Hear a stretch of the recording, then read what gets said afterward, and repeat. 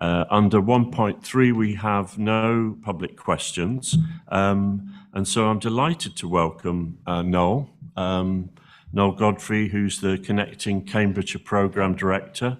And as she told us earlier, she will not be with us at our next meeting, in that she will be taking a retirement, and well earned given the value of the work that you've done, Noel. So I'm not a county councillor, but I know how much you've done for the county in connectivity. So can I ask you to introduce the report on this progress update on digital connectivity?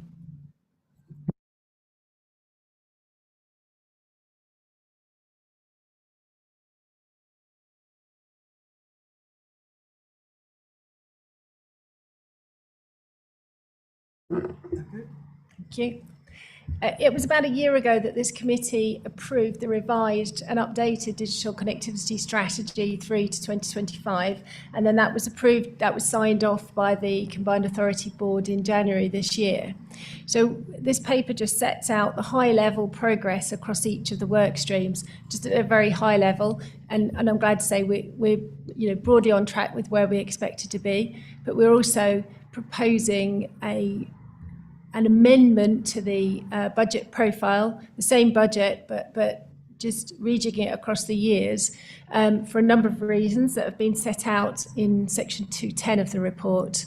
It's primarily around delayed spend. It's not change of spend. For example, one of the reasons is that the rural top-up voucher scheme was suspended by central government whilst they've been undertaking procurement for Project Gigabit, which will target the deeply rural areas in our county.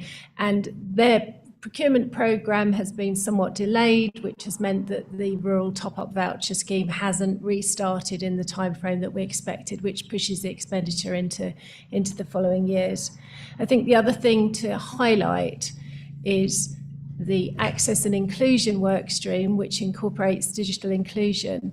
One of the key targets there is around social housing provision, and that is actually going well, and we're seeing improvements in the connectivity for social housing.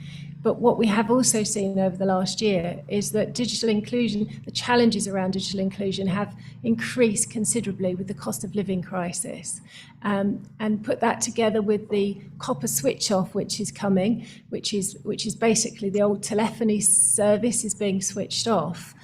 That is likely to impact the most vulnerable members of the community, because the older services which they've often been reliant on won't be available. So part of the reprofiling is a proposal that we expand and extend the signposting and the coordination to help ensure that broader aspects that impact digital inclusion are addressed, and not just the focus on social housing. Thank you, Noel. Any questions from members of the committee? Could I just ask one, and that is that the programme is due to run to effectively March 2025, Noel. What happens if the money isn't spent? I would hope that it is all going to be spent, but how is that addressed?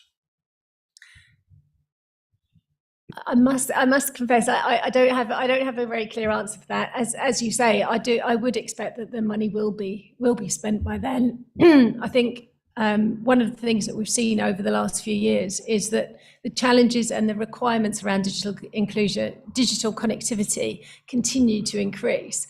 And even now, it's difficult to see in 2-3 years' time what the priorities will need to be. So I do think it's a question of, we need to wait to see when we get there. Okay, your successor. Well, thank you. And yeah, I pay wider tribute to the County Council for its work in this area, because it's been a great benefit to all areas. I've got 2 recommendations which are on page 13. I'll propose taking them on block. Do I have a proposer and a seconder? Proposed David Andrew Smith and seconded Chris Bowden. Can I see all those in favour? Okay, thank you. Any against? Thank you. We move on. Item 2.2 is one of several reports we've had, given that we've got we've effectively got the opportunity to reallocate funding, and we've had that confirmed at different points, or no problems raised by Deluxe. Asma, could you introduce the report on the replacement of Bretton Court for a project from Allison Holmes and Paston? Thanks.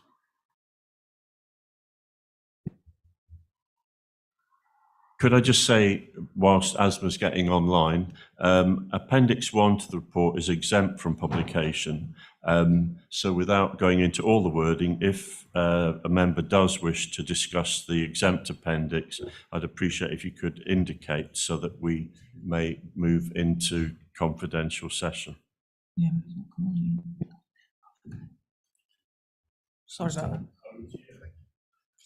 Thank you very much, Councillor. Good morning. Right, I'm bringing another project due to the failure of Bretton Court in Peterborough. I have a project from Halo, which has some properties with Allison Holmes, which was previously Larkfleet, and some more units on the Keep Moat site in Paston. So there's 2 sites included in this one. We have Roman Fields, which has 30 units, and that's Keep Moat.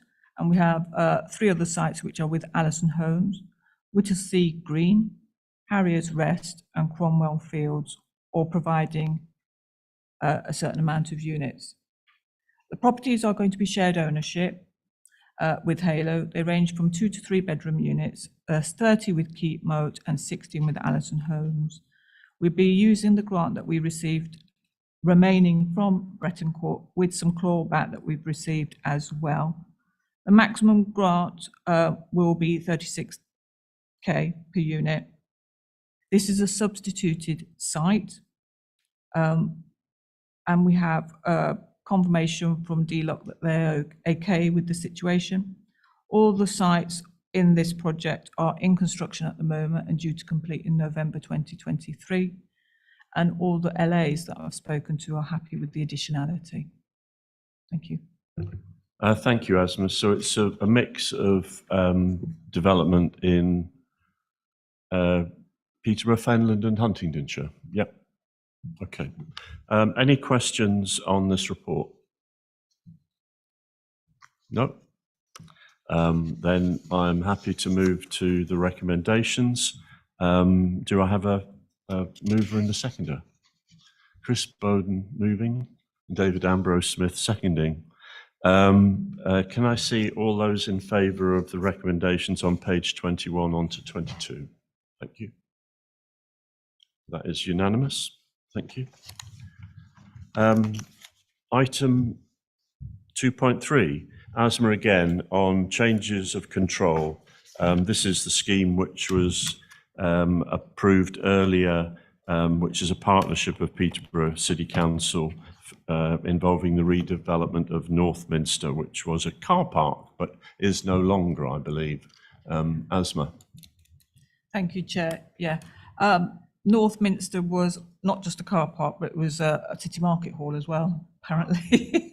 It was a market too. Yeah. Yeah, it was a market too. The initial project came to us in June 2021 and received full backing from Housing Committee at the time. The project has now been handed over after the retirement of one of the PIP members to CKH. They are the parent company. We're currently doing a deed of covenants to acknowledge the transfer of the grant, because grant funding has gone over for Start On Site, and there will be a deed of novation referring to the change of provider, which will be signed in due course. Further claims will be made by CKH only after the deeds have been signed and sealed. The construction is currently on site and in progress and on time, and all liabilities have been transferred to CKH to allow the project to continue and complete. Thank you.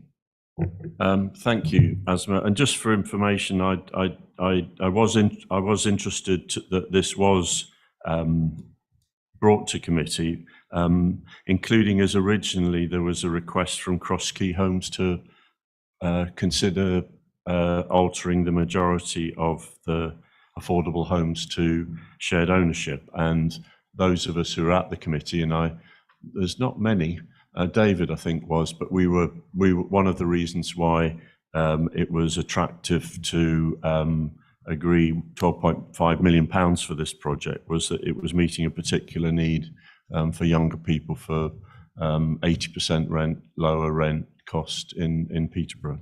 So any questions on this report? I don't see any.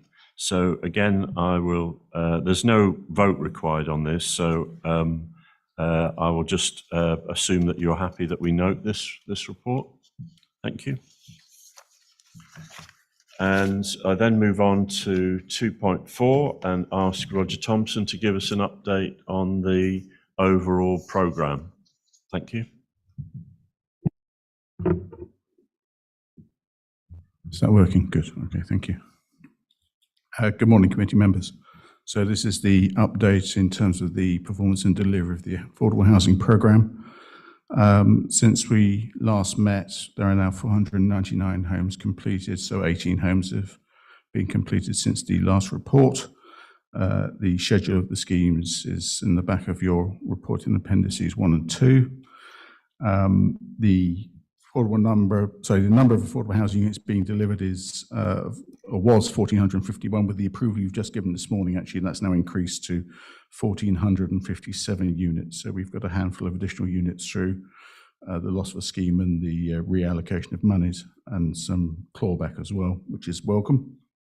Highlight a couple of issues for the committee members in 2.6 and 2.7. Under 2.6, we've been notified by Places for People that as a result of their original contractor ceasing trading, them having to find a new contractor, that 2 of the units in their scheme are intending to be changed in form of the tenure from social rent to affordable rent. And under 2.7, we've been notified by Sage that they're going to be using a different subsidiary to deliver the scheme at Wisbeach Road in March. Otherwise, there are no substantive changes, and very welcome to take questions. Thank you. Any questions? Councillor Bowden. Thank you very much indeed, Chairman. And thank you, Roger, again for a very good report and the data which supports it, which is always interesting. I looked at that and I thought to myself, I wonder how the current changes in the housing market, and particularly the new housing market, may affect some of those completion dates, if nothing else. I can't claim to be very close to that market, but I dare say, Roger, you are, through you, Chair, Roger, you are fairly close to that. And I wonder if you can tell us if there has been any change in sentiment which may have some effect. Thank you. Thank you for that question. Maybe answer it in 2 parts. First off, in relation to our programme, we have seen, I think, a slight slowdown in construction build-out. It's evidenced in the claims that we've been receiving. We haven't quite received the number of claims you would have expected, say, a year ago at the moment. So nothing's been lost other than the scheme we've notified in Peterborough at Bretton Court. But there is a difficulty, obviously, with contractors and their suppliers at the moment in sourcing both, I think, people with skills and the raw materials. So there's just been a little bit of a drift backwards in the programme now. All the units are going to get delivered, I'm absolutely sure of that, but maybe just not quite as quickly as we were originally hoping. That's the answer in relation to the programme. In the more general market commentary, that applies, I think, at a wider scale. Viability is coming under pressure again at the moment with schemes, because you have this equation where costs are going up, there is inflation in the construction and employment market, and at the same time there's now an expectation around the prices that will be achieved that maybe there'll be a slight stepping back as a result of what's happening nationally with the housing market and the economy. Mortgages are now more expensive. If you look at the stuff you see in the press, people are maybe projecting something, maybe a dip in prices of, I don't know, 5, maybe up to 10%. I see different numbers in different reports in the next 12 or 18 months or so. So in some respects, maybe that's good. It's just taken the froth off the market because it was a very hot market before this. Yeah, there's just a bit more caution out there. So What's that going to be likely to do to housing starts? Yeah, again, in line with national expectations, we can probably expect housing starts across the area to drop off a little bit whilst we just go through this period. Hopefully, if things become more stable again and people get confidence about, how much their mortgage may cost them, they can plan accordingly and get into the market if there are, if people are buying out there. There's obviously a potential squeeze in terms of household incomes and therefore rents. So that's another pressure that I think people in the housing market just need to be aware of. As ever, I couldn't have predicted what happened after COVID because I was one of the people that said that house price would probably drop and instead they shot up. So don't take too much notice of maybe what I say, but there's a guide. Councillor Bowden. First of all, I think that the director is totally forgiven for any misprediction about what may happen after COVID, since I think all of the professional predictors, especially on the economic side, managed to get it hopelessly and completely wrong. So I think that there's no shame at all in managing to not managing to see that coming. I wonder though if Roger could just contrast, please, if there is a contrast to be made, the taking the froth off the market, as has been suggested, which might apply particularly in the south of our area, and the viability issues which may be becoming worse in the north of the area, and whether that may have some effect upon us. Thank you. Yeah, certainly, Councillor. There's always been viability issues, even when we had a stronger market in the northern parts of our area, particularly the northern areas of Fenland. That issue will probably only get worse because, again, when you look at that development equation, costs are probably going to be going up. Land values were already pretty low, so there's not much give that could be given back in terms of land values when you're looking at viability and a development appraisal. So it will be more challenging, I suspect, for house builders to deliver housing in some of the poorer and lower market value areas of our region. That doesn't mean it can't be done, but it'll just be more challenging. Thank you, Mr. Thompson. Yeah, I mean, we've had the benefit from Delux of the ability to reallocate funds, but the importance is to see the homes that have been developed as proposals proceed. So I would expect that we will keep in touch with each of them. We've still got 958 completions or thereabouts. So there's an ongoing job of work to be done. Thank you. Again, no vote is required. So unless there's any issue, we will note that report and a further report, Roger, 2.5 on the loans update. Thank you again, Chair. So again, this is the regular report on the loans update. I'll probably just draw your attention actually to the first slide, which is what I did last time, if I recall correctly, in the appendix in the report. And that first slide actually shows the current, the current and what's happened in terms of the payback position between the last papers prepared for committee on 16th of August and where we are now at on the 31st of October. And the positive news out of this is that if you look at the table on the right, where you say activity to the 31st October, in terms of the MOD Ely side, we've had a net receipts of, so we've had repayments of £2.48 million against that loan. So we've continued to see repayments back, and the revised balance as at 31st October was £8.77 million, still outstanding. And again, at Haddenham, positive news, we've had £1.947 million worth of receipts. That revised balance is now down at 1.46 million. And I've got a secret hope that maybe that was an outside chance that might get cleared before Christmas, but if not, it should be early in the new year when that loan will be cleared off. So on the face of it, that looks positive. I can give some verbal sort of update that since this report was prepared, we've had some more money come in on the MOD Ely from some further sales, which has taken the number, I think, now below 8 million. So that feels quite positive. We have the loan with Lara Homes at Histon Road, which is still under construction. We've been making inquiries of them, I think we referred to it in the report, in that they're getting quite tight for their completions in April, and the loan has to be repaid by the 7th of May. So we've been having a discussion with them about, look, what provisions have you got in place if you need to find alternative sources of finance to repay this loan, because we expect and need it to be repaid on the due date. The good news is that they have all of their units in that scheme reserved. So every house is and apartment is reserved, obviously including the affordable element. And they've given us a more detailed schedule, and we're hoping that if they can stick to that, and there is an if attached to that, then they should have enough money from the receipt from sales to repay the loan. But again, there's always that risk that they don't, and we continue to sort of inquire, well, if that, if you have a problem, a delay with construction to get these units, enough of them finished to enable the repayment, have you got some sort of provision within your financial structure to be able to repay the balance? So we continue to monitor that, and we'll monitor that closely between now and next April. Thank you. Thank you. Any questions? I think, yeah, the key issue is that deadline of March, in that there could then be an impact on other funding, but it's looking promising given the number that have been close to sales through reserves. So are you happy that we note that report? Thank you. And then we have got a brief item on the agenda plan. Any comments on the agenda plan? Nope. Right. Well, thank you. And thank you particularly for our alternates, Councillor Sandford and Councillor Bowden. I'm glad also to hear from you, Chris, that Councillor Laws is on the mend. So that's really good news.